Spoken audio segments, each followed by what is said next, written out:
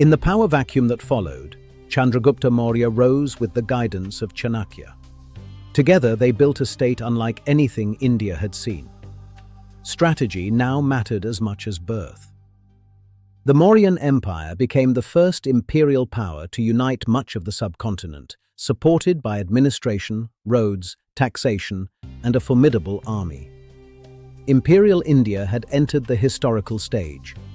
Its capital, Pataliputra, became a symbol of centralized power. From there, rulers attempted to govern a huge and diverse land.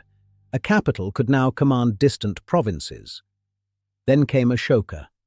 His conquest of Kalinga was victorious, but the suffering he saw forced him to question victory itself. The shock of violence changed imperial language. The emperor who had expanded by force began to speak of dhamma, moral duty, compassion, restraint, and care for all people. Power began to justify itself through morality. Ashoka's messages were carved into rocks and pillars. They carried royal power, but also an unusual call for ethical conduct and tolerance. The king spoke directly to future generations. Buddhism spread beyond India through monks, missions, trade, and royal support. Indian ideas began traveling across Asia with remarkable force. Ideas traveled further than armies ever could. Centuries later, Ashoka's symbols would return in modern India's emblem and flag, linking an ancient emperor to a democratic republic. Ancient memory entered modern national symbolism. After Ashoka, the Mauryan Empire weakened.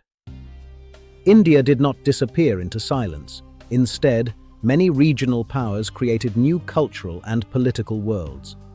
Fragmentation created fresh experiments in rule. The northwest connected India to Central Asia. The coasts linked it to Rome, Arabia, and Southeast Asia. Trade moved goods, art, and beliefs. India was connected, not isolated from history. In the south, Tamil kingdoms flourished. Poetry celebrated love, war, generosity, landscapes, and kings who profited from sea trade. The peninsula had its own powerful rhythm. By the 4th century CE, the Gupta Age brought another classical flowering, remembered for literature, art, mathematics, astronomy, and renewed temple culture. Classical India shaped imagination for centuries. Indian numerals and the idea of zero changed the world. Later transmitted through scholars and trade, they transformed mathematics far beyond India. A small symbol became a global tool. Great centers of learning, including Nalanda, attracted students from across Asia. India became not only a